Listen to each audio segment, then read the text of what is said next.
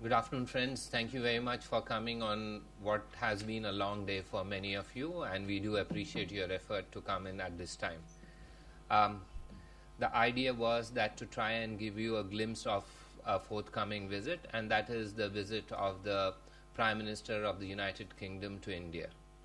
I have with me here our High Commissioner, Dr. Jamni Bhagwati, on my right, and on my left is Joint Secretary Europe West, Mrs.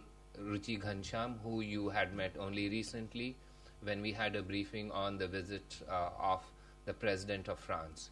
So you will be having sort of two briefings on from Europe of major visits.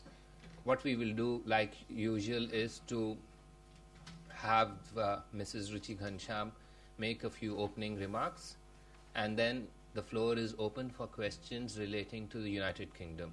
Today we will not take any further questions on any other issues, given the lateness of the hour and that we've taxed all of you to come at this stage, and you've all been very gracious to come. So with those brief ground rules, let me ask Mrs. Ghansham to speak, and as always the interaction will be limited to one question per person. Over to you, Ruchi.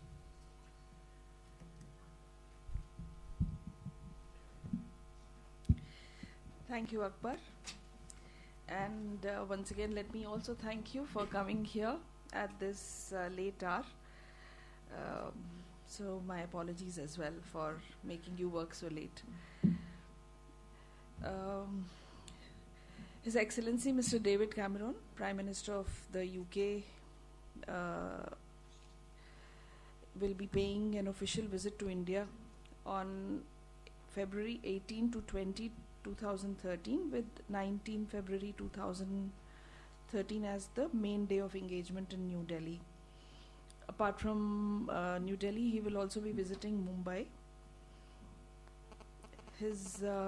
He will come with an accompanying delegation, including CEOs of leading business houses, likely to have some vice chancellors of some reputed universities, dignitaries and senior officials.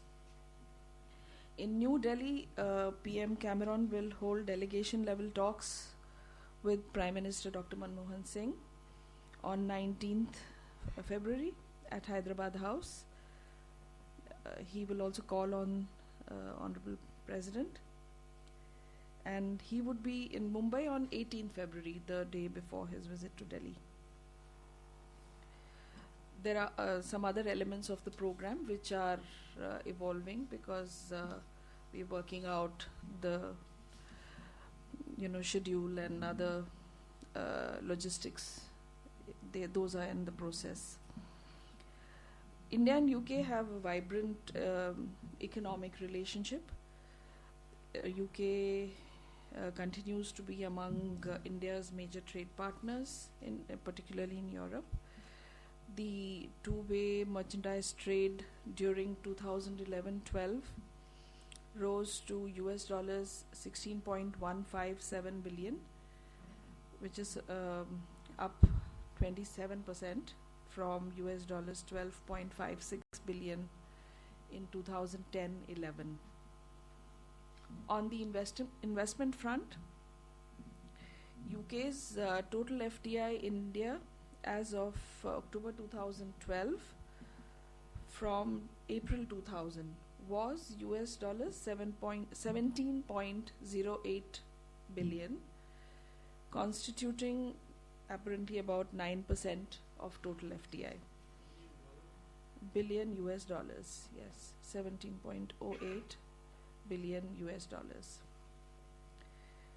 India continued to maintain its strong position as an investor in the UK during 2010 and 2011. About 700 Indian companies have operations in UK, with over 70 of them listed on the London Stock Exchange.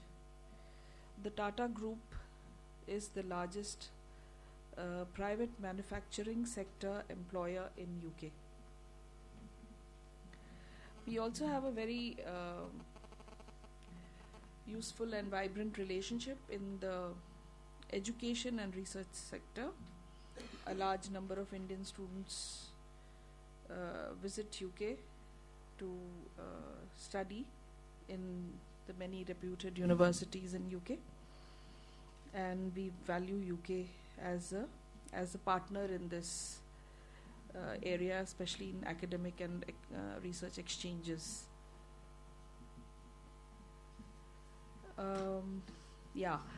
An India Institute was launched at the University of London's King's College on 26 January 2012, and it is said to be a center for global engagement with contemporary India. We also have a growing and very useful cooperation with UK in the area of counter-terrorism, and that is our joint effort to fight terrorism. The last meeting of the joint working group was held recently in India on 20th November 2012. There are also other engagements with the UK in this. The first India-UK cybersecurity dialogue was also held in London on 18th and 19th October 2012. In the area of defense, we have multifaceted cooperation with UK. Energy is an important area of our relationship. Oil and natural gas is one of the top sectors of FDI from UK into India, and there is considerable scope for India-UK partnership in this sector, especially non-fossil and renewable sectors. Those are also important areas that we have with UK. So to conclude,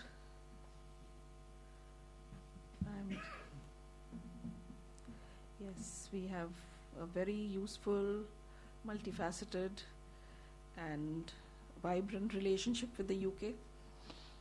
UK supports India's permanent membership at the UN Security Council and is an important interlocutor for India in the EU, in the G8, G20, and also in the global context. We wish Prime Minister Cameron and his delegation a very pleasant stay in India. Thank you. Before I open the floor for questions, I'd just like to tell you that once the program is finalized and all elements are in place, we will issue an advisory which will indicate what is the complete nature of the program and what are the opportunities available for the media. But that is still some time to go, perhaps over the weekend or perhaps certainly by Sunday we should provide that. With that, we are now ready to answer any questions that you may have. Yes, sir. Yeah, just hold on, please. We'll give you the mic, otherwise we won't be able to record. Sir, Ritu Parna from CNBC TV 18. Is the United Kingdom raising the issue of the Vodafone tax demand, and if so, what is the stand that India is going to take given that there is a Supreme Court order on this issue?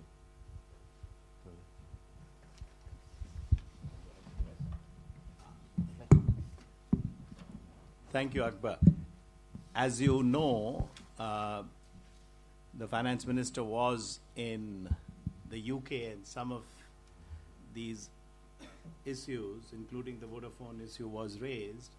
And my understanding from what our Ministry of Finance has indicated, and it's only my understanding, so the blame is mine if I don't fully and accurately reflect what they have said. It seems that there are some discussions going on between that particular company and the relevant officials of the Ministry of Finance. And the sense I got is that it is moving in a direction which would be acceptable to both sides. Thank you. Yes, Vishal?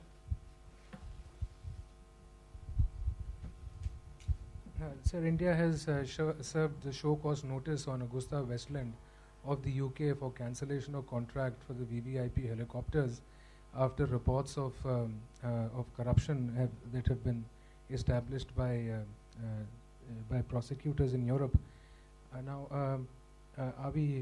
Is India asking assistance from the UK in the matter of investigation of this deal? Can you just repeat the last bit of what you said?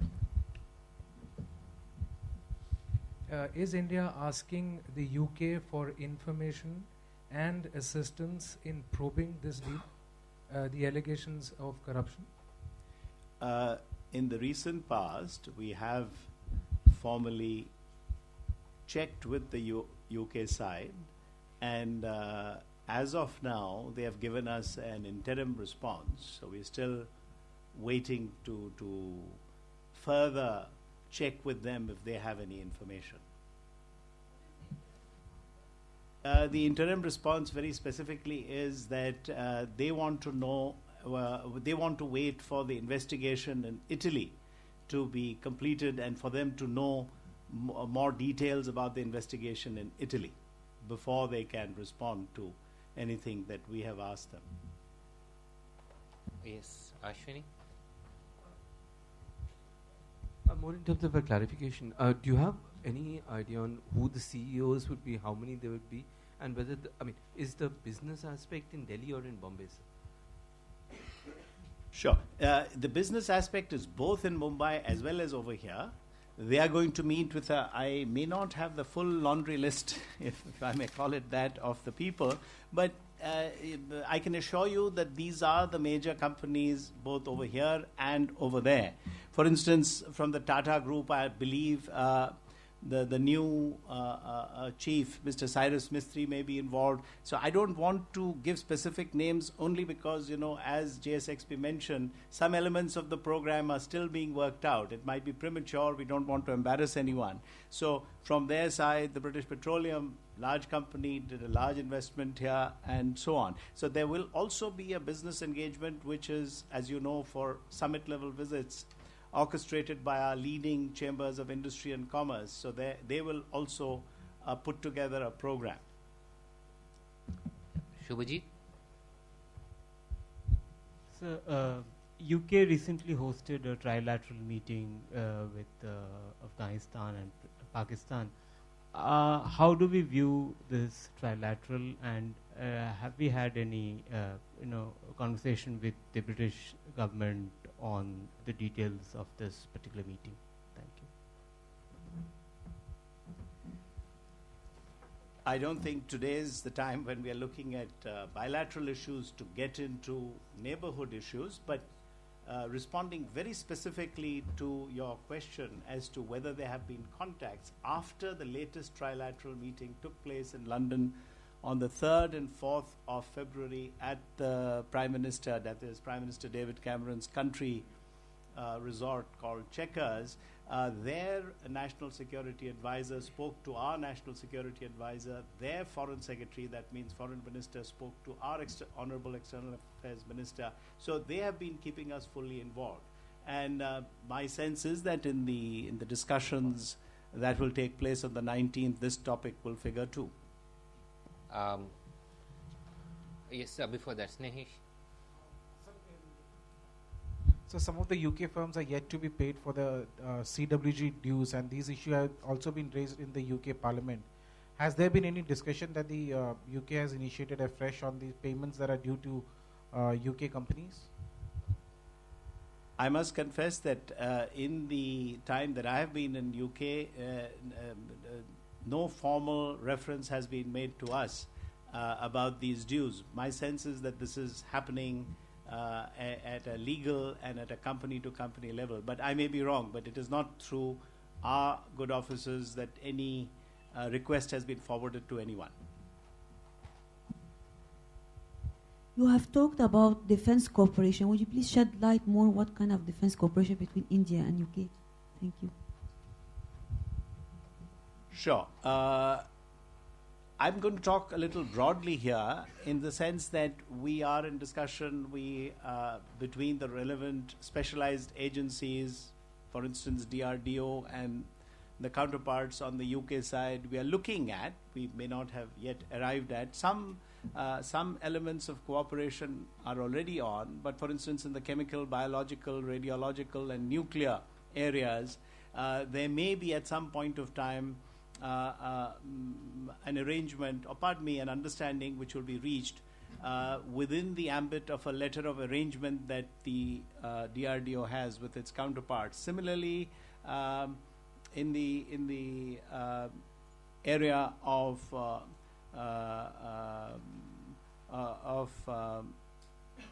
submarines, I believe the relevant agencies have been in touch. Now, you will pardon me, but I'm not an expert on some of these technical issues in the defense area, but I just gave two as examples.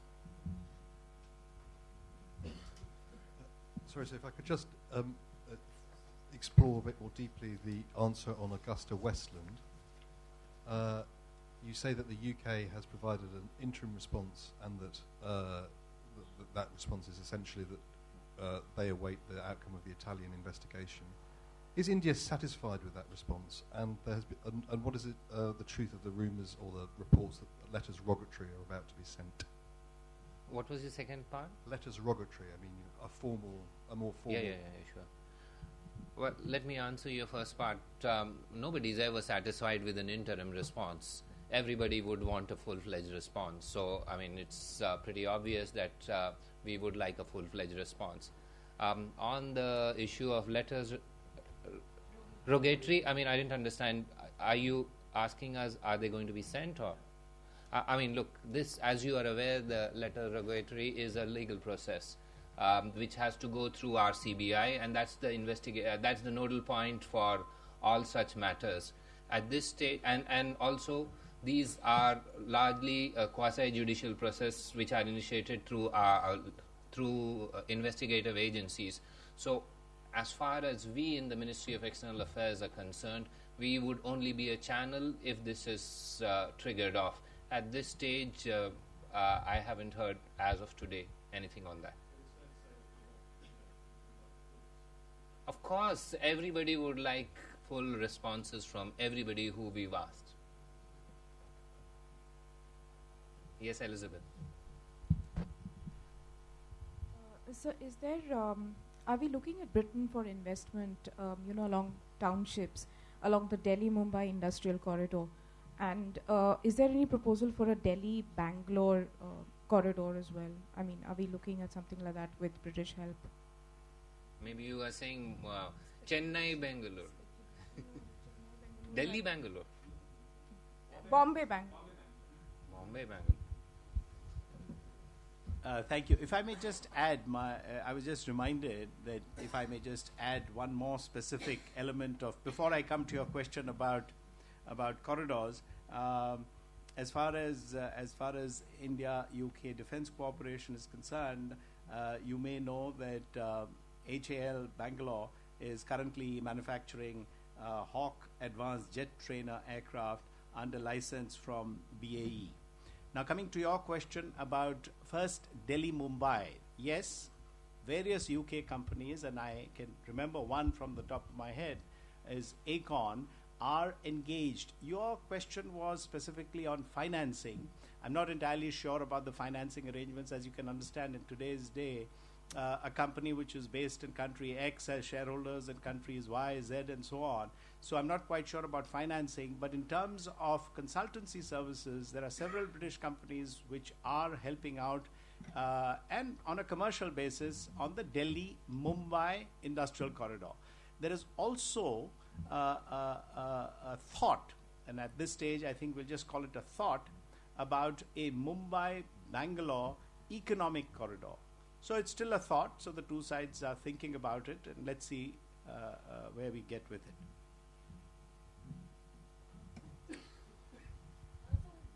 Please. Sir, how many times have you written to UK for a response on Augusta Westland, sir, and how many times have they responded? Well, I as Akbar said, I don't want to get into how many times because I might get the precise time wrong. Let me just submit that yes, we have been in touch with the UK side. Yes, the UK side has said that they are waiting for the investigation in Italy to be fully complete, so that they know exactly what is happening. And as Akbar said, we would like to get a fuller response from all the authorities outside, even as domestically I'm sure government is concerned and is taking the necessary action. And as he said, in the External Affairs Ministry, and therefore in the field outpost called the High Commission, we'll wait for the relevant authorities in India to let us know how to take it forward. Yeah, just to add to it, apart from writing, we've also had meeting on this with the concerned officials in the UK Foreign Office. I don't want to hazard a guess as to, because just in case, since we have now come into February, well, probably in January, but I can't say. I can't say immediately from the top of my head. It might have been in the beginning of February or whenever it was that. Yeah, it's all. No, last year. It was earlier? Okay. Yeah, we don't know the exact dates right now offhand. No, you finish your one question. Yes, Sachin.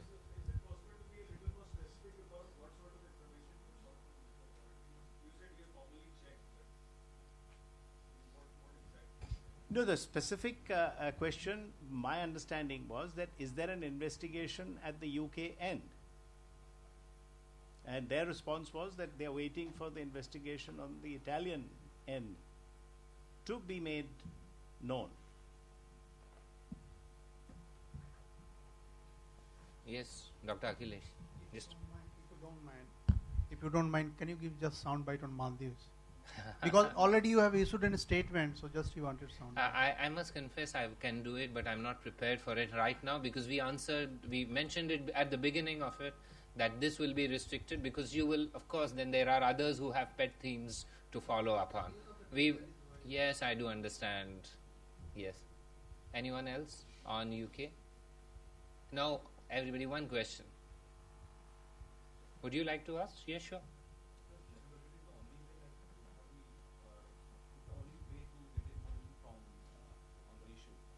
What format have you really asked UK to give us? Okay, let me one by one.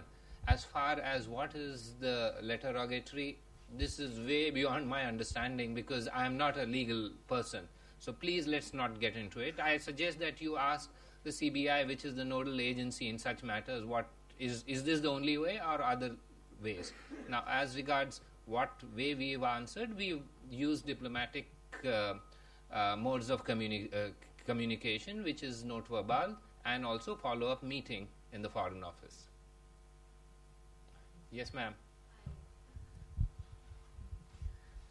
Well, welcome to the Ministry of External Affairs for the first time that I've seen you here, but you're welcome to ask any question. Thanks. It's not the first time, but yeah, it's the first time in a while. So I just wanted to clarify, from the question that you had asked the UK about the Augusta Westland, I just wanted to clarify, from their answer, is it clear whether or not they've actually started their own investigation into the issue? Or was the answer like, we'll look into this after we get the full report from Italy? Look, I think it would be unfair for us to try and summarize the diplomatic nuances in the way you are trying to do that. Please bear with us. We do not have that formal request here with us, the way we thought of it and the way they responded. So it wouldn't be proper for us to try and summarize it. Please understand that we were focused on the bilateral relationship in its entirety here. But if you would like to add anything, sir.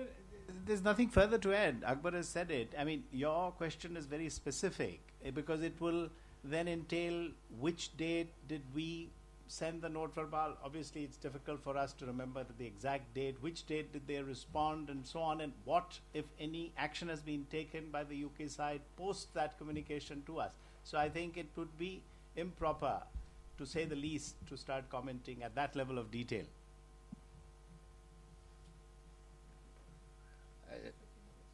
Only one question per person. I mean, that's the ground rule we all agreed on, quite. Anyone else who would like to ask? If there is none, then thank you very much.